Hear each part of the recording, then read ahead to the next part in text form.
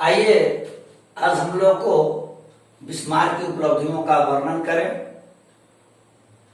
पढ़ना है।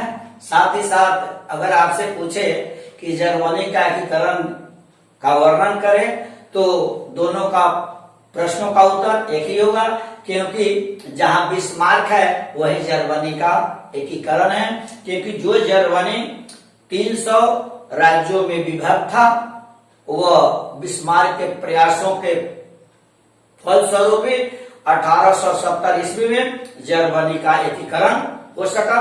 तो आइए मैं अब यह पढ़े, हम लोग यह जाने कि इस जर्मनी के एकीकरण के लिए बिस्मार्क को कौन कौन सा कार्य करना पड़ा और किन देशों के साथ लड़ाइयां लड़नी पड़ी। 1812 ईस्वी में बिस्मार्क का जन्म ब्रेडेनबर्ग में हुआ था। देश प्रेम, राष्ट्र प्रेम उसके रग रग में भरा हुआ था। जब वह देखा कि जर्मनी 300 भागों में बटा हुआ है तो वह काफी मर्माहत हुआ। उसका अपना यह मानना था कि जर्मनी का एकीकरण उदारवादी नीतियों से नहीं किया जा सकता, समाजवादी नीतियों का सहारा लेकर नहीं किया जा सकता। अर्थात वह रक्त और तलवार में विश्वास करता था, रक्त रंजित बातों में विश्वास करता था।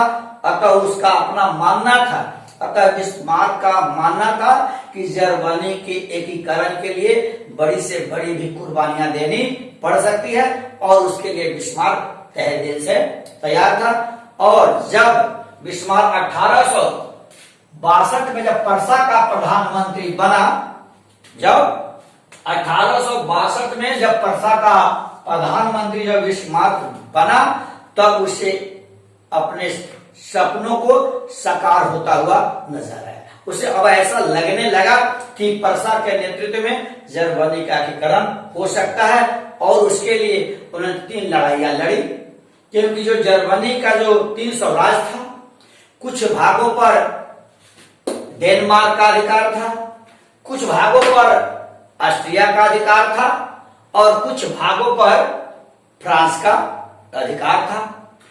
बिस्मार्क की सबसे पहली लड़ाई 1864 ईस्वी में डेनमार्क के साथ हुआ।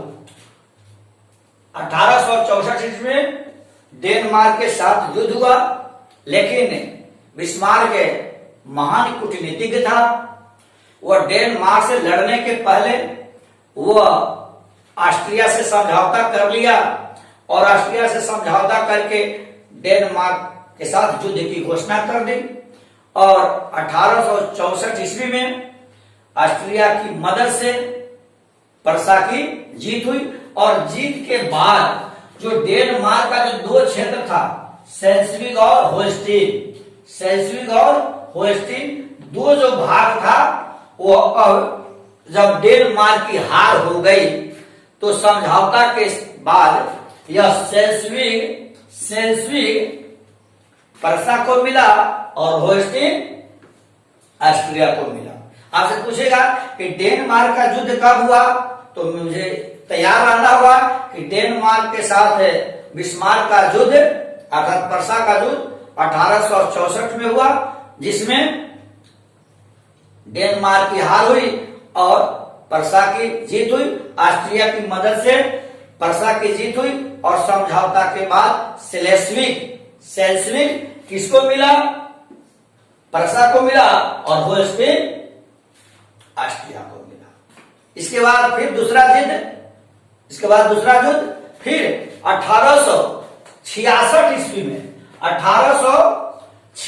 ईस्वी में ऑस्ट्रिया के साथ हुआ। चूंकि यह बिस्मार्क संकल्पित था, अतः बिस्मार्क ने इंग्लैंड, फ्रांस और रूस 3 देशों के साथ, इंग्लैंड, फ्रांस और रूस 3 देशों के साथ गुप्त समझौता किया और इंग्लैंड, फ्रांस, रूस ने हस्तक्षेप न करने की सलाह दी।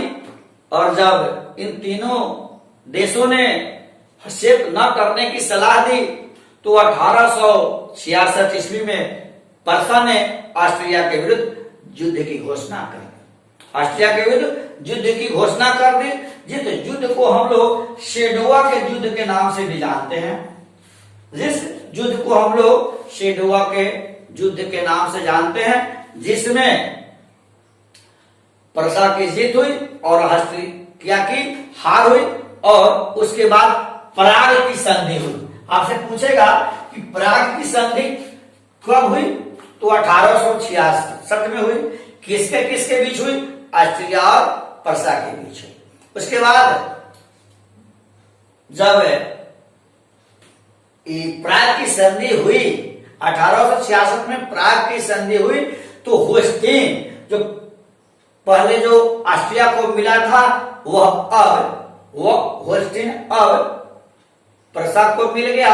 साथ ही साथ जर्मन का जो 22 राज्य था, उत्तरी भाग का जो 22 राज्य था, वह भी अब परसा को मिल गया। इसके बाद अब मात्र 4 ऐसे राज्य रह गए जिस पर फ्रांस के शासक नेपोलियन का अधिकार था।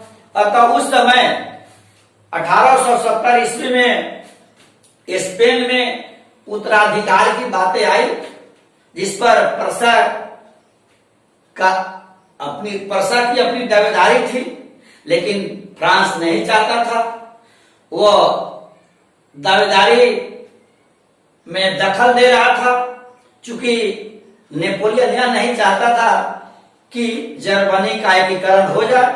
अतः बिस्मार्क ने फ्रांस के लोगों को काफी भड़काया और उतावले होकर के फ्रांस ने परसा के विरुद्ध 1870 ईस्वी में युद्ध की घोषणा कर दी, जिसमें परसा की जीत हुई और नेपोलियन की हार हो गई।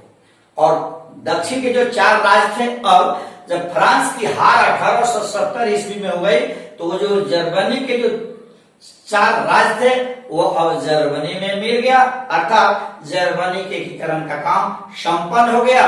और 18 जनवरी 1871 ईस्वी को विलियम प्रथम को 18 जनवरी 1871 ईस्वी को विलियम प्रथम को जर्मनी का सम्राट घोषित कर दिया गया।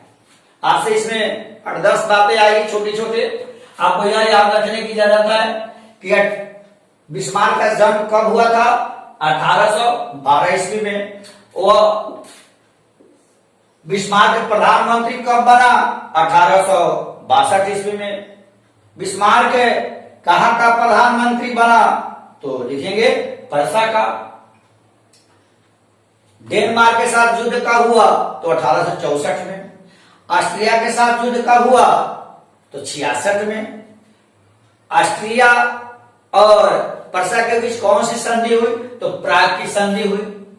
ऑस्ट्रिया और परसा के बीच जो युद्ध हुआ उसको हम लोग शेंडुआ के युद्ध के नाम से जानते हैं।